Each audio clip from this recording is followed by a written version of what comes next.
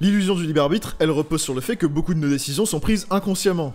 Dans les années 80, les travaux de recherche du neuroscientifique Benjamin Libet ont permis de découvrir que l'activité cérébrale précédant une action volontaire, appelée potentiel de préparation ou readiness potential, se produit plusieurs centaines de millisecondes avant que le sujet ne prenne conscience de son intention d'agir. Dans une expérience typique, les participants devaient bouger un doigt à un moment de leur choix et signaler quand ils avaient décidé de le faire. Ce que Libet a découvert, c'est que le cerveau avait déjà commencé à préparer l'action avant que la personne ne soit consciente de son intention. En fait, une grande partie de nos actions quotidiennes, elles sont régies par des processus automatiques et inconscients. Pour être plus efficace, le cerveau il externalise de nombreuses décisions à des systèmes automatiques qui agissent sans intervention consciente. Ces actions elles incluent non seulement des tâches routinières comme marcher ou conduire, mais aussi des décisions plus complexes. Par exemple, certaines décisions, elles sont influencées par des biais cognitifs ou des habitudes qui se forment avec le temps. Autrement dit, beaucoup des actions qu'on fait ne sont pas le résultat d'une délibération consciente, mais sont dirigées par des processus non conscients.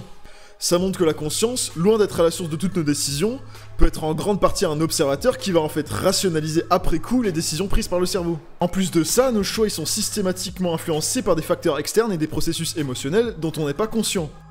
Premièrement, il y a le rôle des stimuli environnementaux, c'est-à-dire que le contexte dans lequel on se trouve au moment de prendre une décision, il a un impact majeur sur celle-ci. Comme par exemple la luminosité, la température, les couleurs et même les odeurs dans notre environnement, ça peut en faire aussi notre état d'esprit et donc nos choix.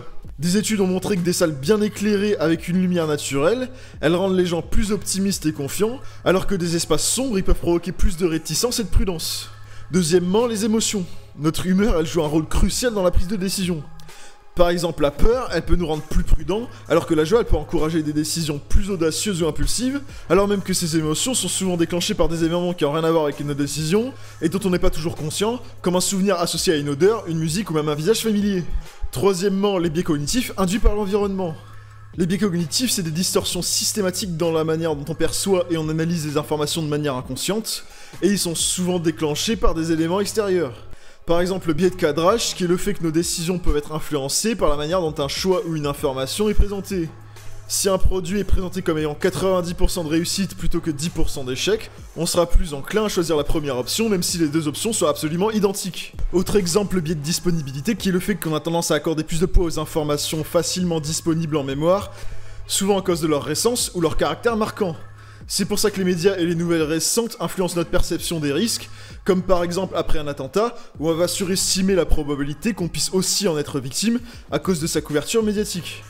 Bon, il y a plein de biais cognitifs différents, je vais pas faire toute la liste. Quatrièmement, l'influence de la publicité, en particulier dans un monde saturé par la pub. C'est pas pour rien que les entreprises dépensent des milliards pour utiliser des techniques de persuasion qui exploitent nos vulnérabilités cognitives et émotionnelles.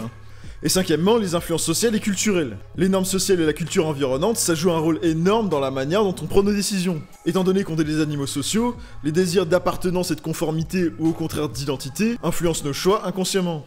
Premièrement, il y a la pression des pairs, c'est-à-dire que le comportement des personnes qui nous entourent influence nos choix, même si on n'en est pas toujours conscient. Par exemple, dans un groupe, si la majorité des membres fait un certain choix, il est probable qu'on suive la tendance, même si ce choix n'était pas notre préférence initiale. Ce phénomène, il est bien documenté dans des contextes comme la consommation, les opinions politiques ou les comportements de groupe. Et c'est la même chose pour l'influence des célébrités ou des influenceurs. Deuxièmement, il y a l'effet d'imitation, qui est le fait qu'on a tendance à imiter inconsciemment les comportements des autres. Par exemple, si quelqu'un dans une conversation adopte une certaine posture, on a tendance à adopter une posture similaire, ou alors choisir un produit ou une marque après avoir observé d'autres personnes faire un choix similaire. Et troisièmement, il y a l'influence culturelle. La culture dans laquelle on vit, elle définit un cadre de préférences, de valeurs et de croyances qui influencent nos choix. Par exemple, les préférences alimentaires, les pratiques religieuses ou même nos idées en matière de réussite personnelle ou professionnelle, elles sont souvent façonnées par des normes culturelles profondément enracinées. Ces influences, elles sont souvent intégrées dès l'enfance, et on les perçoit rarement comme des facteurs influençant nos décisions, alors même qu'elles agissent continuellement sur nos choix de vie.